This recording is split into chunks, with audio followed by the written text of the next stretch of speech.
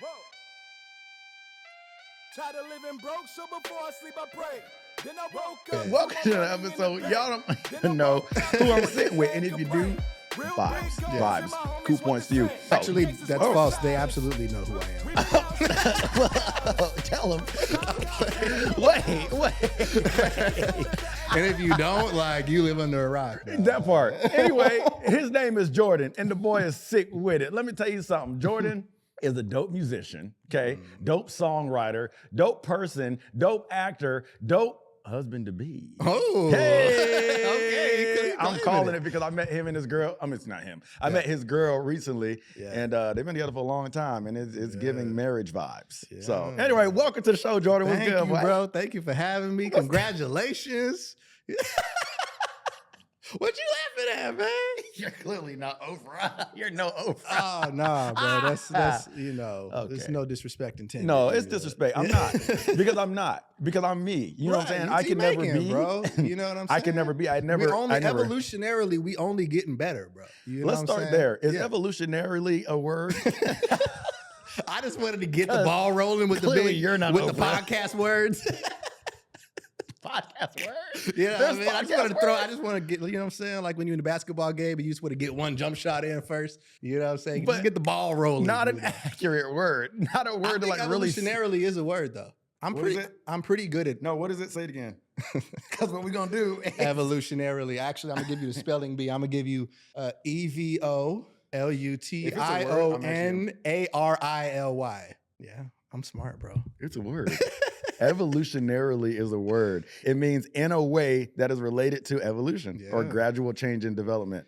Yeah, evolutionarily, experientially. Well, maybe you're Oprah. Yeah. Because the way it's looking right now, the education's checking out. You know, it's giving smart. It's what I do, baby. Giving words.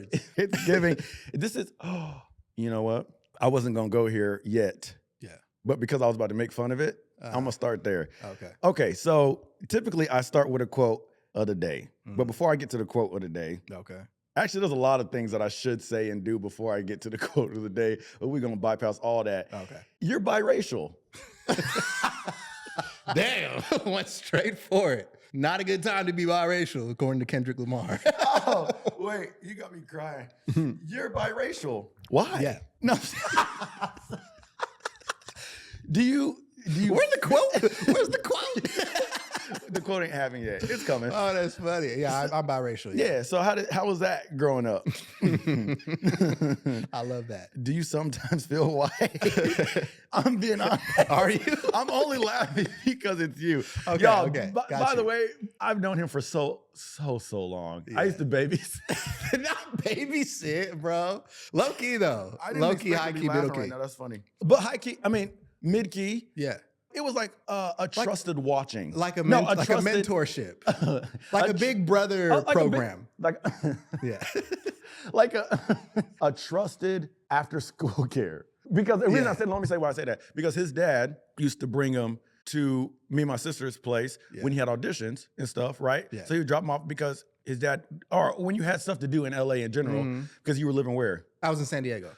And his dad obviously had to go back for work and do stuff, Right. So we would watch him until his dad came back. Yeah. Like, which would be sometimes the next day or a couple days? Sometimes it'd be like a few days. A few days, right. Because sometimes it'd be like, I would take the Amtrak up here. Oh, you know what I'm saying? And it would be a thing where it's like, we don't know if I'm gonna get a call back. The callbacks are 2 days later, so you might as well stick around. And we're laughing because at this point, he's already grown. He's not an underage person. Like, we're not really babysitting, but. Yeah, nah, for sure. Just fun to say. So biracialness. So you're biracial. Biraciality. How unfortunate. No, I'm just kidding. I'm playing. Funny. That's jokes. That's a good question. But how was that, honestly, growing up? Weird transition. So I mean, race in general, bro, was complex for me because I'm also adopted. Oh, you know? And it's like interracial adoption too. You know what I'm saying? So it's like it wasn't just the biracial experience. It was like the all around adoptee experience. Oh wait, not us dropping this. So this is kind of the beauty of our friendship is that it be as ratchet as you just witnessed, but we about to drop in a second right now because hold on, I be forgetting that you're adopted. Okay, what age? Let's go back to early Jordyn. Got you. Okay. What age were you adopted? 0. Okay, from jump. Yeah, my adoption was actually arranged before I was born. Yeah. Now, if this gets too personal, bypass the question. Oh, no, all good. All good, Have you met birth parents? I met both, yeah. Both? I actually just spent Thanksgiving with my birth pops. Yeah. But, which one's way black? later Which one's in the white? game. Dad black, typical. Dad black, mom white. I feel like that's like the quintessential combo. Dad black, mom. I mean, it's right. Dad black, mom. I guess you're right. That is kind of the typical. Yeah. But okay. So this is fascinating, actually. From an adopted kid. Yeah. What goes through your head? Because I feel like there's a lot of realities here. Like, is there like, oh, I get to a certain age and it's like, I feel like something's missing. I need to find my true blah, blah, blah, blah. Or was it more just like, nah, I mean, I didn't really need to meet them. It was just cool to maybe see if I had siblings. I don't know. You know what I mean? What was your journey to like meeting them? Yeah. So one, I always knew I was adopted, and I had what's called an open adoption. Oh, see, sorry, that's cool too. Because a lot of people we wait till we turn 18 to tell them. You know which is wild. Oh. That's like gotcha. You know what I'm saying? Wait, this is loaded. Because at a young age, you were able to process that the person you were living with, the people you were living with, you knew they weren't your biological parents. Yeah. And you still respected them as so. Well, I mean, because it's one of those things where I don't remember when I was able to like intellectually process it, but it's like I knew it, kind of like tacit knowledge, but it wasn't something that I fully understood until What you not gonna do is keep doing that. I don't know what you're talking about. Tacit knowledge is essentially like when you know something, but you can't fully like articulate it, or you don't understand it like experientially. Understood or implied without being stated. Yeah. So I'm I'm coming for half biracial. It might be the white side. Yeah. Oh, is it? No. Us, we black and educated. Right. Don't that do part, us. you know what I'm saying? I did that. All right, sorry. I keep cutting you off. No, I appreciate it. I appreciate it because like there's sometimes where I'll get lost in a thought, and I appreciate the interjection for sure. So, you grew up knowing that they were your adopted parents. Yeah, I knew that they were my adopted parents. They were, because my mom was adopted as well. So my mom was birth mom, adoptive mom knew. So when I say mom, dad, that's like the people who raised me. And then I'll like emphasize birth. Birth. So my mom was adopted, and so she took a lot of like precautions to like make sure that the experience wasn't. You looking to be like proud big bro. I am because I'm like, whoa. I don't think I ever asked this. She took a lot of precautions to like make sure that we weren't, having the adoptive experience that she had, because she grew up in like rural white Portland, Oregon, around racist white people, and she's Asian. You know what I'm saying? So the plot thickens. Yes. But how beautiful though. Yeah. Because you were forced. It wasn't by choice that you were put into a space that was even more culturally diverse than your natural. Like you would have been, regardless, you was going to be in a culturally diverse space. If your birth parents would have been with you, it would have been white and black. Right. Your adopted parents, white and Asian. Yeah. Like you was forced to be accepting. And then my stepdad came into the equation too. Bro, it's and what is he ethnically? He's black. I want to say that you met Carmen, my stepsister, who I just referred to as my sister. Yes, okay. A long ages ago. Yeah. So I'll give you the timeline. So I'm adopted at birth. Parents get divorced when I'm 7. Mom remarries shortly after that. Okay. So black stepdad, white dad, Asian mom, and then like 2 biracial sisters that are their biological kids, a brother who's adopted from a separate family, from a different family, and then Carmen. And where's Carmen's connect? So Carmen is my stepdad's daughter. So my stepsister. The black stepdad. The black stepdad. His birth daughter or adopted? His biological daughter. Biological daughter. That's a better word. Yeah. Your terminology is better than mine. Oh, no, all good. That's what we're here for, bro. You know what I'm saying? For a reason.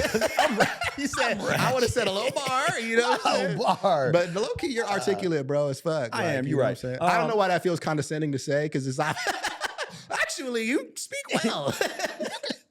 You can talk, right? That's how people talk about Obama.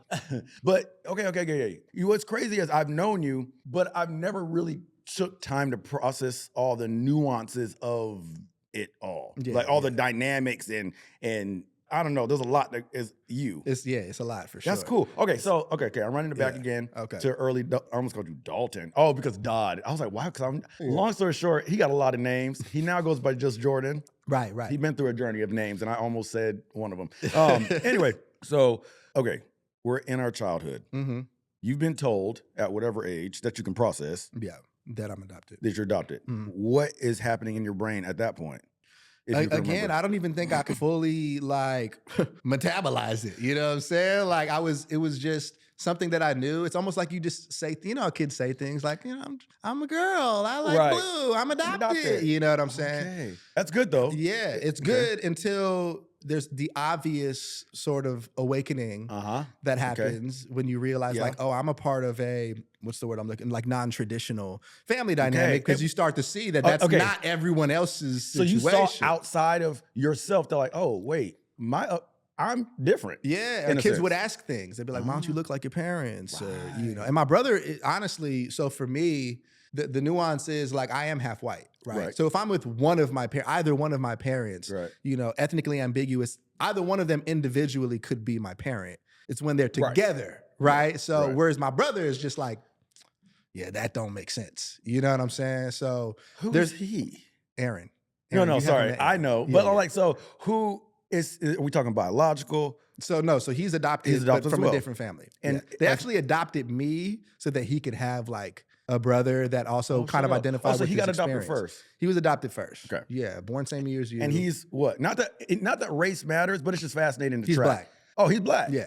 Okay, so the white dad and the Asian mom adopted a black kid and a biracial kid. Right. Copy. And ironically, we couldn't be more different. Like the agenda was like, oh, like he's not going to go at this experience alone. I love that. You know what I'm saying? And I come into the equation and I'm like, you know, he's super, you know, guy, athletic, whatever. I'm like artistic. I'm like trying to be by myself and shit. He ended up alone anyway. Yeah. You know what I'm saying? I'm biracial, you know what I mean? You're like, bro, I ain't got much to do. Right. So yeah, man, that's kind of how that went. And then, so as for when it started to become more apparent, you know, you get older and people start saying like, like, why don't you resemble them? Or like, what's the situation? Which is interesting because I always knew you were adopted. I forget at times, obviously, but even meeting your dad, because that's who was around the most for my journey of your friendship. Like I never saw the other side. I mean, I met the other side, but I never saw them regularly. Anyway, your dad was always around.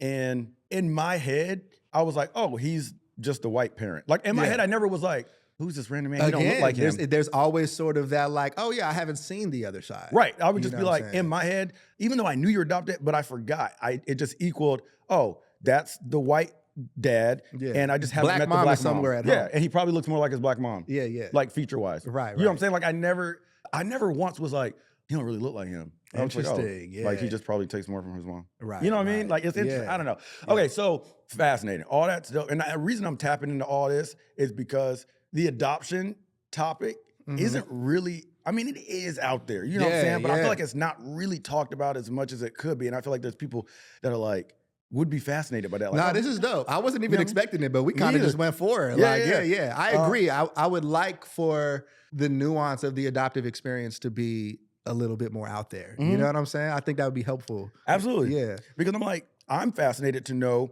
how you all, that community, processes it. You people. You weirdos. Right. Just kidding. That's I feel you. But like, because it's fascinating, because I'm like, man, it shapes a lot of who you become, right? Because I'm like, your experiences in childhood and life mold who you are and how you process things. And I feel like it could literally make you a butthole, or like you could be like, oh, like I never met my people, like like nobody wanted me. Yeah. Which is, you know, I guess dependent.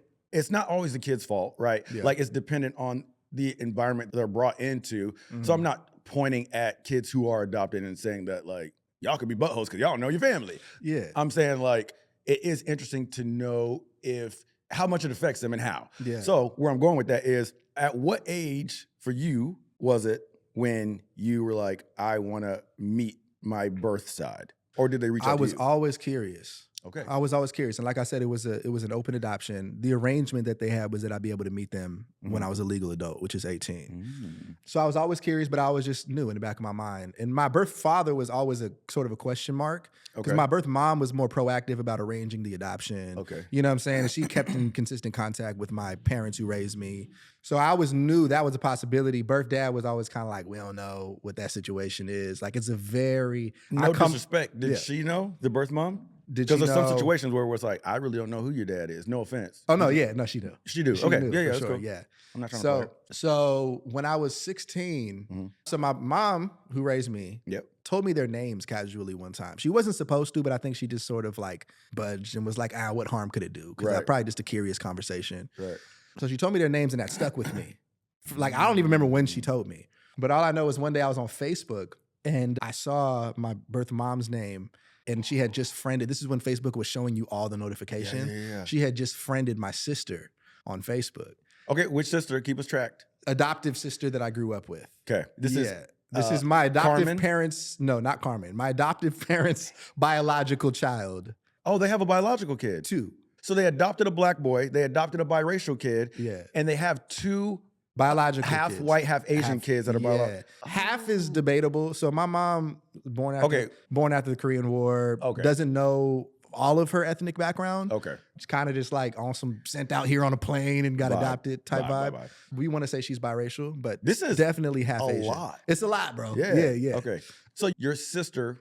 My sister, who I grew up with, got friended by because I guess there had been some disconnecting communication. So my parents went through a divorce, super ugly divorce, and like a lot of stuff just kind of got lost in the shuffle. Okay. So I think my birth mom was just trying to reconnect with my family in a sort of like roundabout way. You know what I'm saying? So she found, my sister on Facebook. We're not hard to find. But she knows your Don name. Waddington. Why would she not have just found you right away?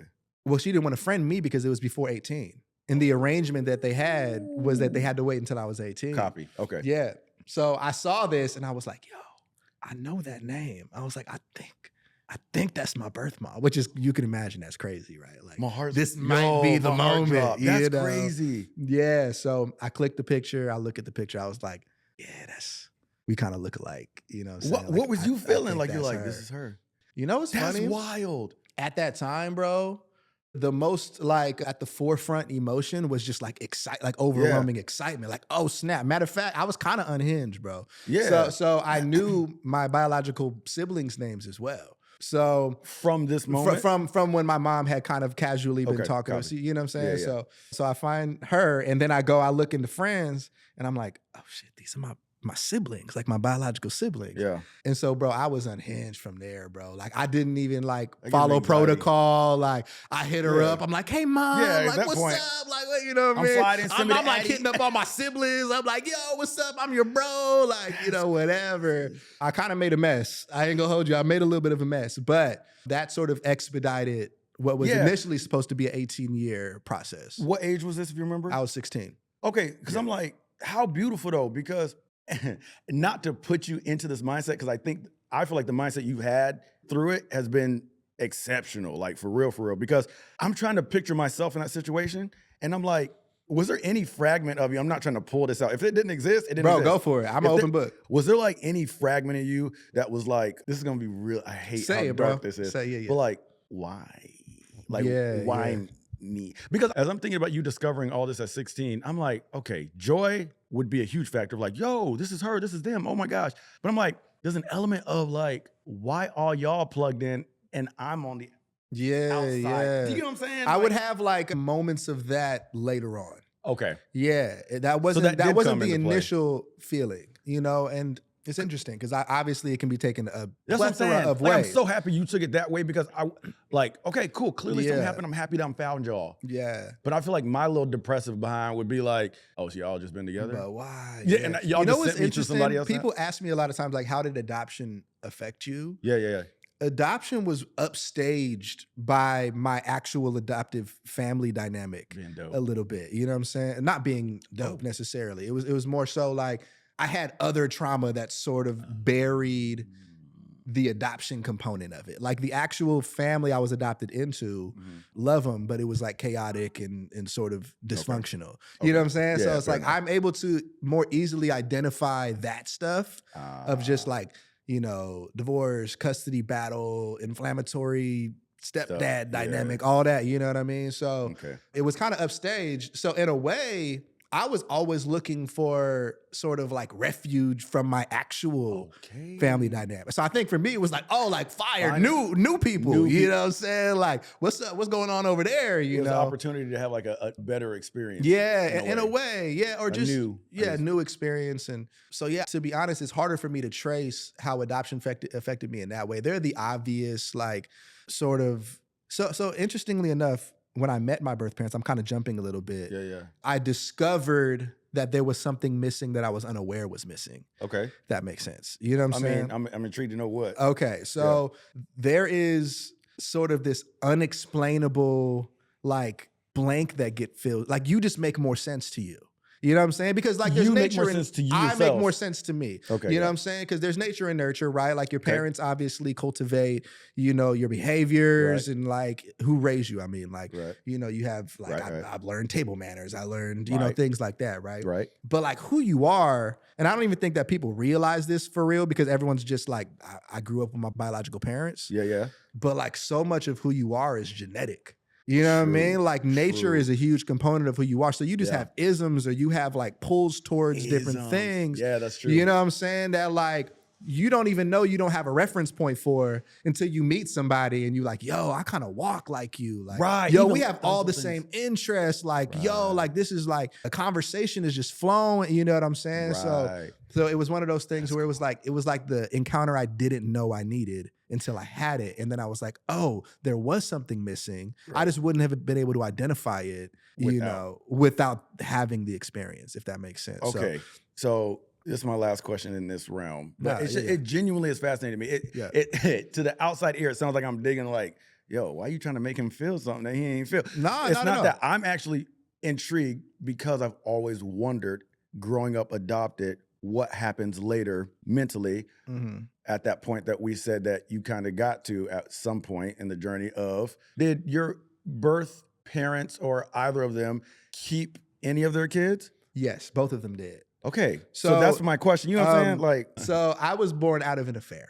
Okay, you got it. You know what I'm saying? So there were pre-existing families, and then I came to be. Okay, so that's kind of that gives a lot more context. Yeah, so I kind of knew for your specific situation. But so essentially, the moments that I was like more so battling with the why me, and it would just be like quick pockets. And you know, I tend to have a disposition to snap back to like positivity. I love that. You know what I'm saying? Like, I hope that more children and young adults and adults that have been through your journey had like, that would be the objective from the beauty of somebody taking you in and giving you a beautiful life that you hopefully wouldn't have to harp on the whys. Right. So you are the encouragement. You are the aspirational outcome. Yeah. But obviously the whys would still exist, but sorry. Yeah, no, so in meeting them, there would just be moments where like my birth mom would be talking about like, oh, you know, when they were kids, they would do this, that, this, and the third, and they loved it, you know? And I'd be like, oh, word, yeah, interesting, you know what I mean? Or like same thing with my pops, like, you know, he'll just say things, and it's like, of course, I want them to be as candid as possible. Like, it is what it is. It happened. Like, I don't want people to like tiptoe around my emotions, you know? But there are just interesting moments where I'm like, huh, and that's the story you chose to tell, huh? You know what I'm saying? Like, and again, it's just human shit, you know? That's really fascinating. It's so, I mean, everybody got some trauma, right? Right. And I'm like, that's your specific journey. Even being in a family, I have my own trauma that is not related. It's not an adoption story, but it's traumatic. Right. You know what I'm saying? So it's like, it's just interesting to kind of dig into somebody else's and like see what that was like. Because I'll beat a dead horse with that. It's just fascinating. The adoption process is fascinating. And I say that because people turn out so different. I think it really comes down to the parents that bring you in, how they mold you. Because I'm like, that energy that you're putting in, like if I'm making you feel inferior, insecure, uncomfortable, then you're always going to be seeking something outside of here. But if I can create an environment that is nurturing, warmth, then it's like, you're going to be content.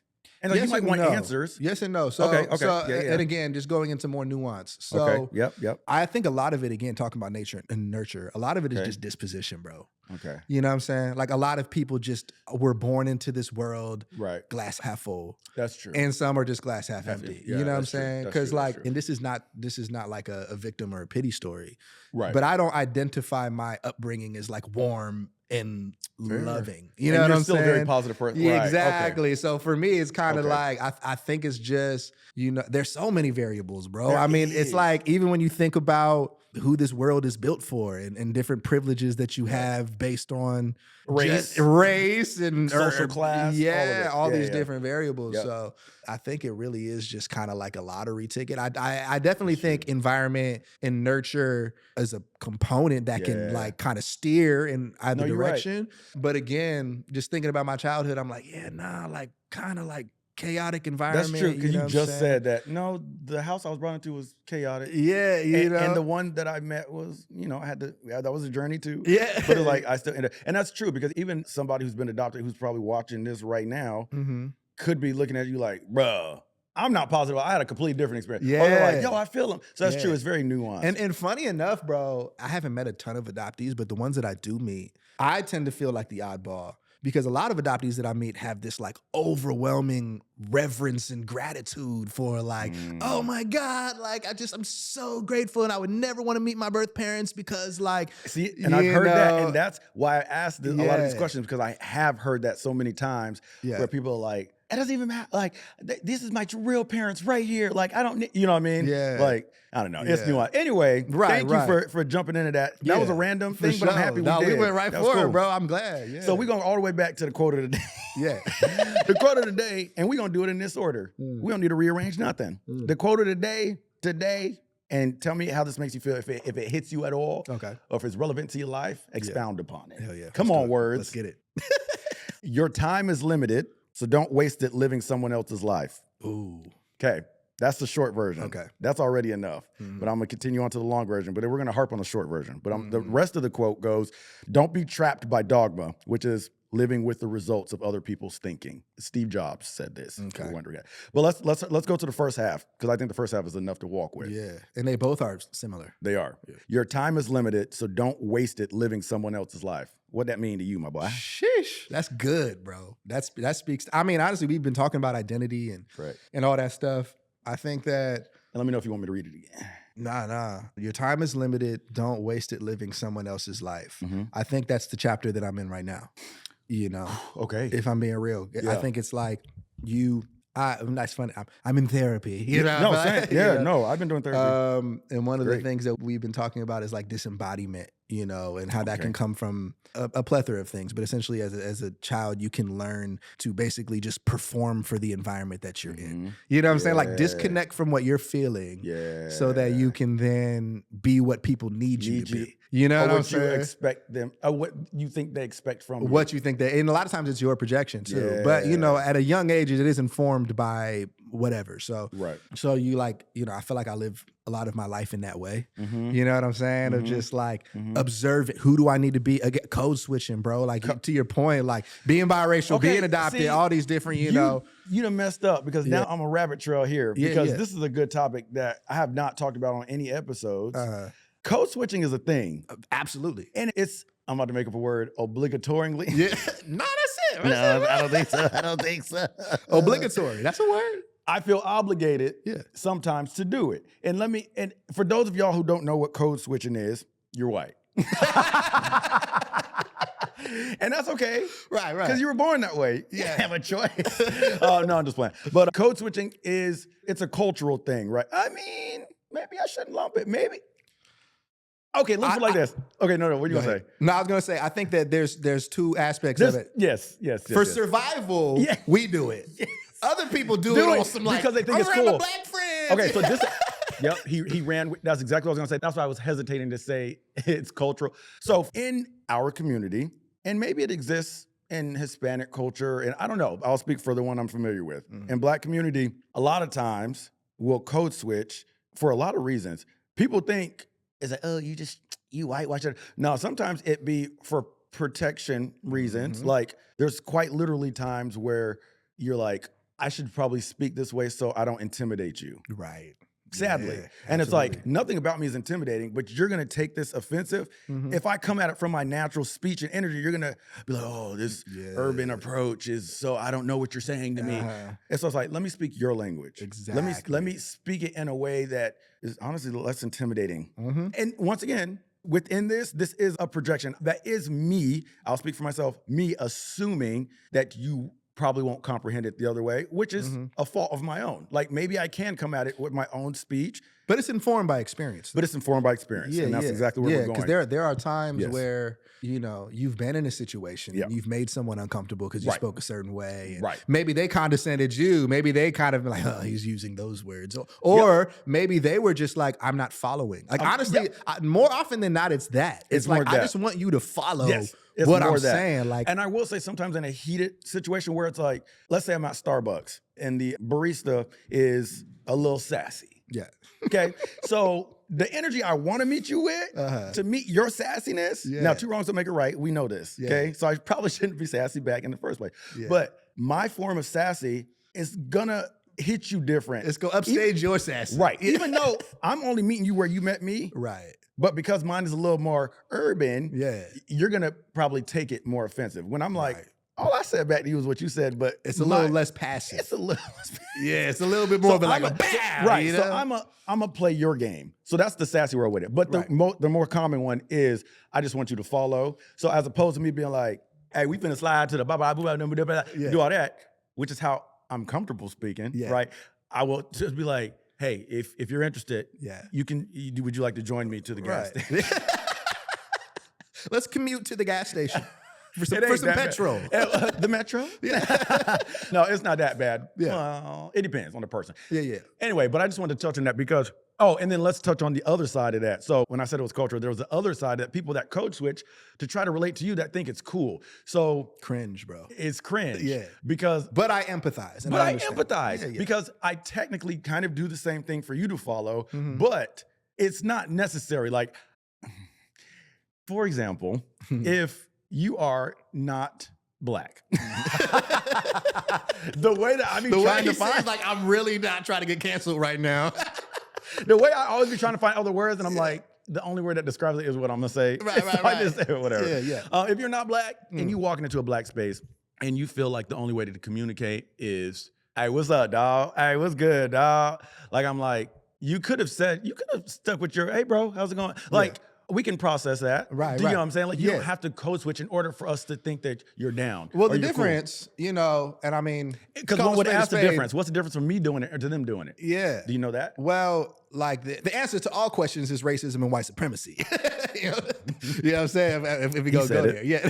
But no. Oh, you said we can't say that? Okay. No. No. Okay. I said you said it. So I don't get canceled. In other words, like, there's a standard that is, I'm just gonna make some shit up because this is probably not correct, but like Eurocentric language, right? You know what I'm saying? Like the standard is proper white English. You're right. You know what I'm saying? Actually, this is a good answer. Yes. Yeah. And so it's almost like you're the bar. You know what I'm saying? Right. Your way of communication is how I get a job. Your way of communication is how I like exist in the professional space. Barbie and Ken is the standard of America. That's what's been set up for us to follow. This is how we speak. This is how we're aiming to look like. So we gotta learn that. In a similar way as like how like all these other countries and nations like learn English. Right. You know what I'm saying? But we don't learn their languages for real. Right. Unless we're curious. This is a good point because I was even trying to like, what is the difference between me doing it and them doing it? Yeah. But that is. I'm trying to meet the base American standard for you to comprehend me. Yeah. And you're essentially trying to, I guess it can be considered insulting. It's like you're like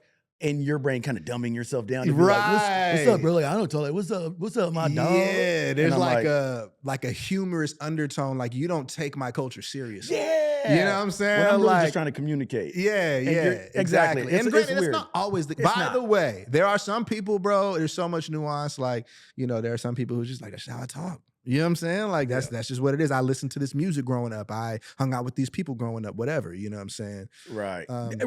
Right. And that does exist. So, folks, listen, I'm really not coming for it. Like, sometimes it's genuine, and it's like, oh, you really just been with brothers. Yeah. No, when it's weird. You know when it's weird, bro. Like, when they're like, hey, what's up, my homie, bro? And you're like, those words don't even go together for real. You know what I mean? Like, when it's authentic, Yeah. And I think everybody knows what we're talking about. Like, it's not a very controversial topic, like, in my opinion. It's very much like, you ain't got to do it. Like, we can comprehend the way you speak, and we try to communicate in a way that we all would understand as well. Yeah. Like, that's it. And we were talking about the time. The time is, you shouldn't spend your time living someone else's life. Thank you. Yeah. So to that, it was like, Yeah, so spending your life kind of, like I said, observing who do I need to be, how do I need to act, you know what I'm saying, what's necessary for me to get my ideal outcome, you know what I'm saying? Right. And then you get to a point where you like, at least for me, where you're actually exhausted, like you're actually burnt out. You know what I'm saying? It's like I'm on reserve energy, bro. I'm on my last drop of performativeness. You know what I'm saying? And then it becomes like, okay, like this is exhausting. I have no choice. This was my experience. Mine too. You know what I'm saying? I have no choice but to like tap into what feels authentic and start. And that's that's unlearning and, you know, trying to figure out like how you feel in a moment and how to express that and what's appropriate and all these different things, bro. It's such a dance. I would imagine that maybe that just has come with maturity for us getting older and shedding layers of like, who we're just getting to the bare bones of who we are. Like, this is what we have to offer. Exactly. You know what I'm saying? Like, And you start to see the fruit, bro. You start to see the fruit and you're like, why do I feel alone in crowds? You know, why do I feel alone around a bunch of people? Like, why? And then you realize like, oh, you can trace it all back to you. Like, I manifested this shit. You know what I'm saying? Like, I'm the reason, you know, because it's like, no one's asking me to be a pretend version of me. I'm just making assumptions and I'm trying to navigate, you know, this world. Do you believe this is a journey from a word you said? It's fascinating to me. Do you believe in manifestation? Yeah. I mean, not in like a ritualistic. Yeah. I mean, I do. I guess I don't have enough of a feeling about it. That's what I'm saying. I asked because I'm a little confused on it myself. So I just want to see where your stance was. And the reason I'm confused on it is not because I don't think it's a thing, right? Like, I think there's power in our words and our belief in ourselves and what we can accomplish. But I get confused as to what's the difference. Is manifestation just a way for people to discredit God? And I say that because is that not faith? Like, faith is the substance of things hoped for, the evidence of things not seen. So like, I think it's just new language. Are we just swapping out words because people don't want to attach it to God? It's and new now language. They're looking at a way for myself, like I did this myself, a way for me to be like, I manifested that. It was me.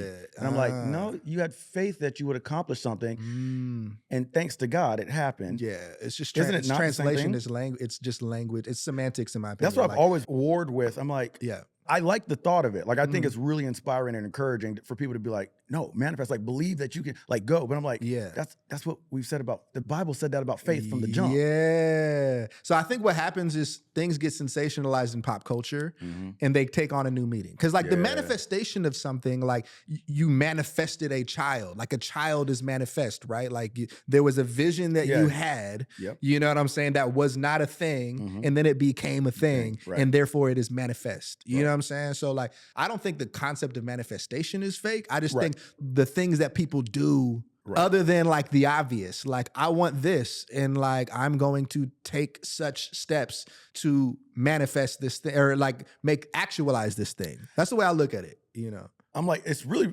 to dumb it down for me, I'm like, it's pretty much just a vision board, but in your head. Right. I'm like, I ain't got to put it on paper. It's just like, I'm seeing myself do this. Like, I'm going to do that. It's just, well, I guess for me, it's just not that mystical. I think people make it mystical. Yeah. People are like, I said it and it happened. And it's like, well, there were other steps. Like there was practicality involved. But see, and that's why I feel like it's tied to biblical stances anyway, because scripturally, faith without deeds is dead. So it's like, you can have faith, but if you ain't doing nothing about it, don't expect it to show up on your doorstep. Bam. Not that God can't do that, but put in the work. Right. So I'm like, if manifestation, I'm like, I don't like people getting caught in being like, I'm only manifesting this, but I'm like, but is you hustling?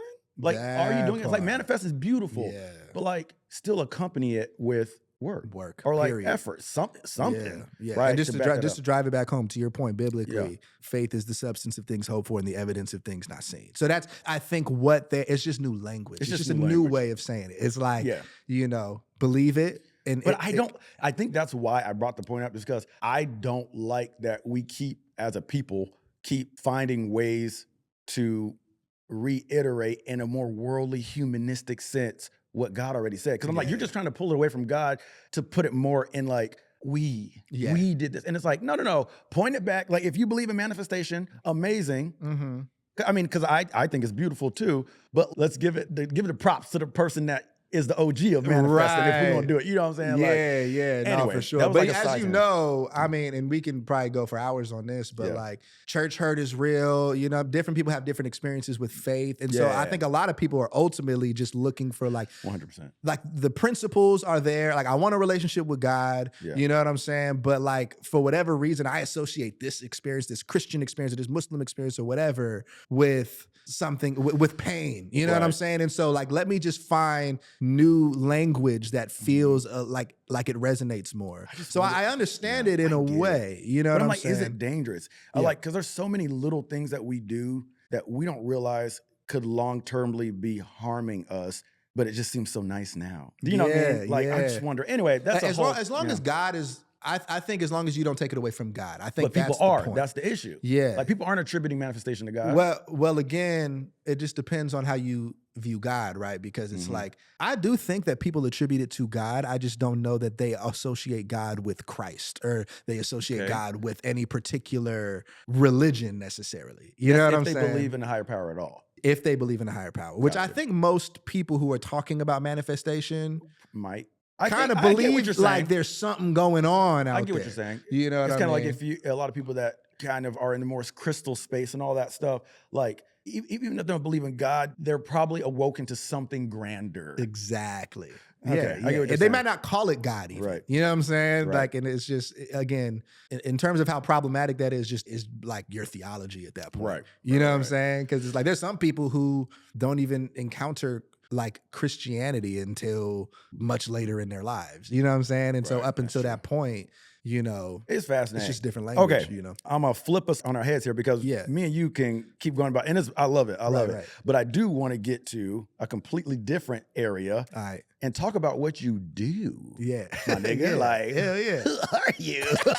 Why are you on the I just be doing stuff, bro. See, I just throw shit out, see what sticks. You know? Wait, okay, so you're in music. Yeah. Obviously. I know that. But for people that don't, what do you do? He's a rapper. We know but like you're also a songwriter. What's been your journey with that? Because I've seen just from afar, you've been writing for film, TV, commercials. You've been working with Gordy, Barry Gordy, like. Yeah, that was a minute ago, but yeah. But I'm saying, like, these are all things that I've seen that I have never addressed and talked about with you that are dope. So, right, yeah. What's been that? Man, shit, where do we start? So yeah, I do music. Yeah. I identify. That's crazy that I said, bro, what world are we in, bro? See? Yeah. I identify as an artist, a recording artist, singer, songwriter, rapper. I put singer in there now because I sing a lot. Yes, you're a singer. And you've been a singer every time. There'd be moments back in the day when we would be working on songs together, when he'd be trying to show me like a hook to sing or something like that. And I consider myself only a singer. And it'd be stuff that he could hit that I couldn't hit. And he'd be like, oh, just, go up like this. And like, you can get up there, you can get up there. I'm like, Jordyn, you're a singer. Bro, I had such deep trauma around singing. It took me so long to identify as a singer. Yeah, I appreciate it. Thank you, bro. I mean, it was a process. I'm still refining, but I think it's also too, I know so many gifted vocalists who are that are like vocal acrobats. And you just like naturally, you like, if I say I do something, I want to say I could spar with the best. Okay. Otherwise, I just kind of cower into like, oh, I don't really do it, but I kind of do. You know what I'm saying? He did that in Melody. You heard that? I don't really do it. Throw a little auto-tune on that in post. But nah, so. What do you do, sir? So yeah, right. So I just make music all together. Yeah. I don't really act anymore, if I'm being honest. Like that was something that I did, honestly, when we met. Yeah. You know what's crazy, bro? What? I was thinking about it. We met as dancers. That's... The fact that there was ever a time that I identified as a dancer is crazy to me, bro. Like, there's people right now chuckling. Like, there's people I know that are watching this right now that are chuckling, bro. I'm like, yo, you was a dancer? Where? You was a dancer? Like, where? But right, but we really met as dancers. We met as dancers, bro. So that's kind of that was the catalyst for it all, bro. I don't know how far you want to go back.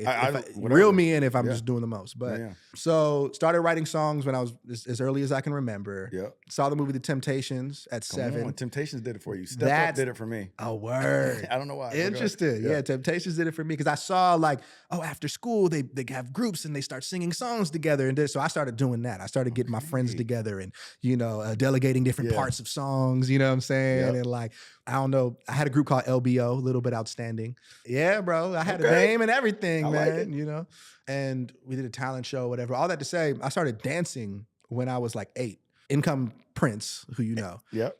So I started dancing with him. He taught classes or whatever, and my sister Carmen was a part of a group called Future Shock in San Diego. So I saw her dance, and that was the first time I realized, like, oh, people really do this. Like, you know what I'm saying? Because like I've seen music videos. Right. But I didn't know, I think those are the special people over there who do that thing, right? So I see my first ever hip hop dance show. I'm like, yo, like, I want to do this, bro. So at the time I was in soccer season. I was like, I'm omitting soccer. Like, I want to dance, right? So I started taking dance classes. Income Prince, who is a choreographer and became sort of a mentor for me. Yeah, for sure. And he sings. And Prince, y'all don't know Prince. Prince is... He does everything. He just does, he styling, does. And I admittedly like took a little bit of that from him, of just like get in where you fit in. Yeah, you know what I'm saying? Like that's Queen Keke Palmer. She get in where she fit in. She do it all. Where you fit in, bro. Man. So anyway. So I had to say, so he kind of saw my interest in music because he saw I was like writing little songs or whatever. And his uncle had a studio. Yeah. So he was like, I'm gonna take him to the studio real quick and have him record his first song. So I was 10. So I was 10 when I recorded my first song. Side note, we're not referencing the Prince that passed away. Oh, right. Prince, just so you know. Different gentleman Prince named Prince. Sabib, San Diego. Gotcha. So anyways, after that, I'm obsessed. I'm like, oh shit, like my voice is on a CD. This is crazy. You know what I'm saying? So from there, then it became like, okay, I'm dancing in tandem with making music and recording occasionally. Yeah. Damn, I'm really taking you through the whole journey. Again, reel me in. Well, no. Well, they don't know. Okay, for sure. So I discover a Boys and Girls Club down the street from my school that has a recording studio. Yeah. So that's kind of where it really started like amping up. So and then to fast forward a little bit. Yeah. Just because selfishly, I want to get to the Barry Gordy. You like, that's cool, bro. I love that for you. Yeah. So you met him. Got you. No, because I was low-key going to usher them into how we met and that whole thing. But like, I love that too. Okay, so, so fast forward. Barry Gordy. Forward. We can always come back. Yeah. Okay, L.A. Yeah. Moved to L.A. at 18. Yeah. After a couple of years of vetting L.A., coming to your crib, staying with you, that whole bit. Yeah. This nigga. Babysitting. So go to the Musicians Institute for a 3-month program. I remember that, Yeah, so I go there and failed all my classes because my objective was not to learn. You know what I'm saying? I was cooking, bro. I had been in the recording studio for like 5 years prior to that, like learning engineering, learning how to vocal produce, learning how to write songs, whatever. So why'd you go? I just wanted to connect because I knew it was like a hub where I could connect with people. Smart. So I was just politicking, bro. I was going all the seminars. You know, one of the producers who got me my first cut was at a seminar. He's like, I'm looking for writers. I go up to him like, yo, I want to write with you, whatever. Go to the studio. That parlays into my first cut on CeCe Peniston of all people. But she finally it happened to me. Yeah. Hey. So that was like I'm my be first. Like, I never knew the name of the artist that sang that. I didn't either. It wasn't until he was like, you want to write for CeCe Peniston? I was like, sure. Wait, that's dope. Yeah. So that was like my first cut. Okay. But Barry Gordy came. I was taking another class at MI. Alan Rich, who wrote a bunch of songs for Whitney Houston and a bunch of people. Amazing. He had a class where he would bring in different songwriters and blase. I'm trying to give you spark notes. So there was a producer that got up at the end of class and was like, hey, I'm working with Carrie Gordy. This is Barry Gordy's wife? Barry Gordy's daughter? Son. Sister. Brother, son. His son. He said, I'm working with Carrie Gordy. I'm an intern. No disrespect. Carrie.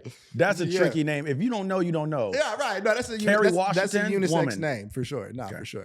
So he's like, I'm working with Carrie Gordy. Well, he was an intern at Carrie Gordy's studio, and he's like, Carrie's looking for writers for his artist. I happen to know who the artist was because I had stumbled upon her on like a casting website a couple of years prior. You know, so I was like, hell yeah. And then also too, I remember Rewind Temptations is what kind of like sparked my interest, right? So I knew Gordy. I was like, Gordy, hell yeah. So anyways, I'm like, yo, I'm interested, bro. Like, plug us in. Right. Long story long, I get connected with Carrie. I get connected with Carrie Gordy, end up writing for his artist. She gets signed to Epic Records. We're sort of like her in-house writing production team at the time. And then at a certain point, her A&R leaves Epic, insert Barry Gordy. And I forgot when he got involved, but essentially the way that I met him, I actually have a funny I'm about to say, what was that first meeting? He's crazy, a legend. Bro. To meet Barry, I'd be like, That shit was a crazy story. So I met him because I forgot where we were in the transition, but essentially he wanted to have a writing set because Barry's hands-on. So he wants to like read through the lyrics and, like listen to everything and talk about what can be better and all these different things because he was getting ready to get more involved. Barry, Carrie's dad. So we went up to his fucking compound in Bel Air, and it was me and probably like 7 or 8 writers and producers who had been working on music. Was you not nervous? Like, what's happening? It's Barry Gordy. I mean, I know you're confident in what you do, but as far as just meeting him as a human. Yeah. Well, I'll tell you why I became nervous. Okay, yeah. Because admittedly, like, in this context, like the objective was to just sit down, listen to songs, talk about, and that's my shit, bro. Like we just gonna banter about music and talk about what could be better. Talk about music with the music go. With Barry Gordy, right? Yeah. So I'm sure I was nervous. I'm nervous now, bro. I'm always nervous. You know what I'm saying? Like I think anything that I care about, I get a little nervous about. Exactly. Yeah. So maybe not nervous, excited, just like it's a huge moment. Yeah. Because like it's similar. Like no, again, I mean, I've had a lot of full circle moments in my life because Barry Gordy was absolutely a part of the genesis of what made me, start doing music with the Temptations and the Jacksons. Right. Michael Jackson was my favorite artist. So yeah, I was definitely nervous, but I knew this was a crazy opportunity. Right. I go up there and we start running through songs or whatever. We're sitting in his like TV room or whatever. We're all just kind of sitting, kind of like this. It's different furniture or whatever. This is important. I know you're like, unnecessary details, but like this is important. I was rolling my eyes because I'm like, this is so insane. Like you were just in his living. That's wild. Yeah, no, it was crazy, bro. It was definitely crazy. And okay, so I have to go to the bathroom at a certain point, right? So I get up, go to the bathroom. It's kind of like this dark area. I come out of the bathroom and I see someone standing at the door with like eyes wide open, So I come out of the bathroom like, oh shit, like what is going on? It's Carrie. Okay, whom you've met already. That's who I had a rapport and a relationship with at that point. Because like met his dad yet. I skipped over probably like a whole year or 2 years of me exclusively working with Barry Gordy. Okay. So Carrie was my guy. Right. And this was the big moment where it's like, you're going to the chairman's house. You know what I'm saying? That's what it was. Okay. So I come out, he's like, listen, here's what you're going to do. That's how he talks too. Okay. Here's what you're going to do. Really? Yeah. I'm like, oh shit. I'm like terrified. Like I didn't expect anyone to be at the bathroom or whatever. He's like, you're going to go out there, you're going to show me you're a fucking star. You're going to show me you're a star. And I'm like nervous. I'm like, oh shit. Now my heart's beating out my chest. I'm like, do that? What are you suggesting? He's like, okay, when your verse comes on, because so that's another thing. A large part of my strategy was as a writer, I didn't ever want to be a songwriter, bro. I just was trying to get my foot in. Absolutely. So I would write songs and then I would insert a feature for me. Of course, smart. So that was the thing. Yep. So I had a song on there with a feature. Right. So he's like, when your part comes on, you're going to get up and you're going to perform.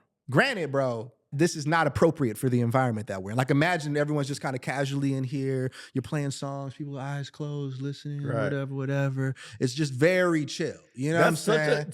That's such a legendary, like old school way of like, in the room, when I first met Michael, we were listening to his music. He got up on his desk and he started dancing. Yeah, exactly, bro. Like, it was literally really one of those, bro. And it was that? Corny, bro. Like that's what I'm thinking. At this point, I'm 20. You know what I'm saying? And I'm just like, bro, that's played out. But also, there's still kind of remnants of that version of the industry where it's like, when you get your shot, take it and do something really uncomfortable, and it could work out for you, right? Yeah, exactly.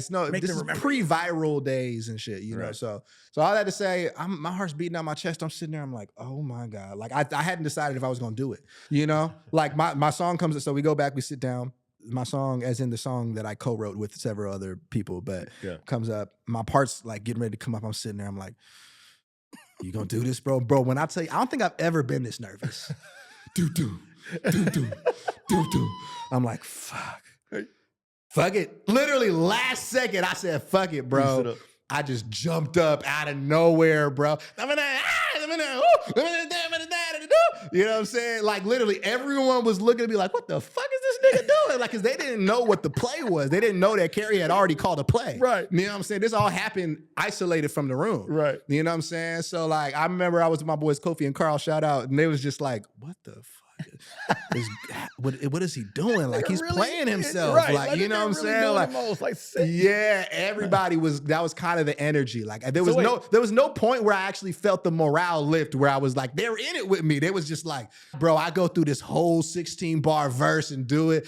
Barry's engaged. Okay. Barry's like, okay, it worked. It was working for him. For him. right? But that's all that mattered. Right, at right. That moment. So exactly, Right, right? So right. that actually is case in point. So fast forward, I'm talking to Carrie, whatever. He was like, the chairman loved you. He was like, So he liked the legendary way of doing it. That's his way. Well, I kind of learned that that's sort of like the Gordy culture is all about like how audacious are you? Right. Like you know what I'm saying? Like do you want it? Like how hungry are you? Right. So that's kind of their paradigm. You know what I'm saying? So for me, I'm in their world now, and so what works granted, like they old school for real, you know. For real, yeah. So it actually made an impression on Barry. Barry. About stuff like that because even when Katy Perry tells her story, the only reason I know this because like watching American Idol and stuff like, she'll tell her story about like how when she was meeting the A&R that signed her or whatever, she entered the room and she did a cartwheel on the way in. And that's what stuck with them is like the crazy girl that did the cartwheel. Right. Before she started singing, she did a cartwheel. Yeah. And it's like, it's weird, but little stuff low-key be working, which is so bizarre. You just got to know your audience. You just gotta know and Carrie knew his dad. He knew his dad. That's what it was. So like, honestly, the cost was I looked stupid in front of a bunch of people. The reward was I built a relationship, you know, with Barry. And after that, it was a thing of like, I'm getting called up dolo to like go up with him and chop it up about records. And, you know, there was a time where he was working with rappers much? No, the thing is like when I met him, he was 85, bro. So he was just playing. What you said? He was 85 when I met him. He was playing around, bro. He was having fun. He just had an investment in the artist. And he was like, I'm going to usher her over to, you know, Capitol Motown or whatever. I'm going to get involved. You know what I'm saying? And I'm going to kind of just like throw an assist a little bit. Yeah. You know what I mean? So he was playing. But yeah, bro. So that kind of started I would say maybe 2-year relationship of me, you know, working I don't want to say closely with him, but like definitely like he would call me and be like, hey, I heard the song and, you know, and I was just thinking maybe we could put this part at this part or, so you know, whatever. So it was cool, bro. Like just like, for the energy of it was like a creating. It was cool validation. Yeah. It was just like, this is the momentum that's going to set the tone for the rest of my career. Like even just like being broke in my Ford Taurus and living in Hollywood and like coming up to Bel Air for a day, you know what I'm saying? And being like, wow, like getting exposed to that. So that's what that was for me. And it was cool, man. I would say that was my like target practice. That's where I learned how to write for artists. And so with that, obviously now you've gone on, you're published, right? Yeah. Publishing deal. So with people that don't know, when you have a publishing deal, that means they're bringing you in as a songwriter or artist or both. And you're sometimes writing with artists, for artists, but mainly you're linking up with producers and other songwriters and artists, creating songs to be placed in commercials, TV, movies, all that stuff, getting paid. It's a nuanced thing. You sometimes you're getting asked, I mean, mine works like this, I don't know about yours, but sometimes you're getting asked to like pitch a song for an artist. Well, there's a lot of things, but that's dope. Which I try to stay away from it. Exactly. Okay, so with all that said, I mean, the journey has been fire. I mean, I know for you, you're probably like, we still cooking. I'm still cooking, bro. But it has, But the outside eye is like, that's dope. So my question to you is, where do you aspire to be musically? That's a good question, bro. I'm cooking that up still. It's so weird. Like, I mean, you know, as like a young entertainer, Grant, I've talked to you. You have a aspirational amount of clarity. You know what I'm saying? Because even when you were talking about your sound when we were in Nashville, I was like, yo, that's really dope. Because like I'm admittedly like, I started doing this when I was 10, you know, and the goal for me was I want to be like a heartthrob teen. I want to be Chris Brown and B2K. And that was the goal. Which he hit some dope points. We didn't get to this, but back in the day, there was this dope show called 106 in Park. And when you got to perform 106 in Park, we was like, and that was a big deal. It's happening. 106 was a big deal. Oh my gosh, bro. It was crazy. It was one of those things, man. And I remember getting off that show and a producer that I was working with at the time, he was just like, all right, so like, what do you, like, you're trending on Twitter and like, you're on 106 in Park, like, what are you doing? You got any, like, you do like shopping the labels? Like, what are you doing? I just didn't have the infrastructure for that moment. How dope would it have been to be able to leverage that? I did not know how to leverage it at the time. But honestly, bro, I believe like God's will. Absolutely. You know what I'm saying? Like, I'm glad that my dreams did not come true, if I'm being all the way real. Because I didn't have the emotional stability, maturity, awareness, whatever. To navigate it well. So So all that to say, bro, I'm like reformulating it because it's like it looks so different now, bro. The industry that we were coming up in, music specifically, and like even what shaped our aspirations kind of doesn't exist anymore. So now for me, I'm like, bro, like I make money doing what I love. Like I was just able to buy a crib. Like okay. So would you be comfortable in the space you're in now, or are you still? Is the focus solo artistry? So I'm an artist. Yeah. I'm not really chasing cuts anymore. Right. Okay. So like I had my run of, I'm placed with this artist, right. Now I'm more so, I like collaborating and I like co-writing for people. Yep. It's more a compatibility thing. Right. You know what I'm saying? Like I'm not trying to morph and be, to your point about like shape-shifting and being what other people need you to be with the quote. Yep. I'm no longer trying to be everything for everyone. Come on. I'm like, I know what I like. I know my taste. I know what I can execute well. Yep. I don't need to get in the room with somebody just because they got clout. Like, because honestly, that was the hustle for me for a long time. Well, it had to be. Yeah. It's just like, just put me in with somebody with clout and hopefully I can make something cool happen. And then maybe that'll put me where I need to be. Right. Now it's like, bro, like locking in with creatives who we just have like similar desired outcomes and vibes and that whole thing. So I'm still into songwriting, just kind of trimming the fat. And then, my main thing is artistry. What were you saying? My bad. My last question in this world here is, you're going to hate this. Okay. Do you often, and if so, do you get sick of a Drake comparison tonally? You know what's funny? What? I don't get that as much anymore. Okay. I get French Montana now. Oh, tonally. And I don't get that as much anymore either. That's good. Yeah, that's funny enough. But I did. Don't get me wrong. Yeah. There was a time, like late high school, probably all through like my early 20s, because he was the biggest artist. Right. There is a resemblance there. There is a tonality that's similar. Ethnic ambiguity, the tone. Yeah, there's like a lot of we're both alignment. biracial. Exactly. So I totally understood it. Yeah. And I think what bothered me more, and this is all respect to Drake, I think he's extremely talented. He's a crazy dope artist. One of the best, I would argue. Yeah, I would too. I think what bothered me more was that I think people thought that I was more of a fan than I was. Right. Like I think people were like, oh, you jacking his style. Like you want to be him. Right. And I was like, low key, like I don't really listen to a lot of Drake for and he real. was like, my voice always sounded like this. Yeah, like this is just my voice for real. You know That's what I'm saying? how it was for me when I started doing my Butterfly Lee stuff. Yeah. People was like, oh, it's kind of like Anderson .Paak or like kind of like Bruno. I was like, oh, dope. Yeah. At that point, I didn't want to say this because I didn't feel, I felt like that was going to shave me out my lack of awareness. Yeah. But I hadn't really listened to Anderson like that. Yeah. Like the only song I knew of Anderson at that time was, I think it's called Come Up. Oh, no, not Come Up. I can't remember. He won a Grammy for it. That's all I remember. Right. And that was the only song I had ever heard. And I didn't even, it was just fascinating because it was kind of a similar thing. Yeah. But now I do love Anderson because I was forced to go listen to him because everybody kept saying that I was trying to do like that kind of like staccato-y like. Yeah, you know what's interesting? You know what I mean? That speaks to like honestly just because we all are being exposed to the same stuff around a similar time. Right. So they're inevitably going to be eerily similar people kind of coming up at the same time because it's like we all got the same references. And if anybody, and I'll own it, if anybody says the right name, then I'm like, yeah, you're right. Like anybody, because the people I actually did like take from, like in inspirational way, not like biting from and trying to copy them, but like that has influenced me heavily is like Andre 3000. Right. Like if you ever noticed that. Andre is one of mine.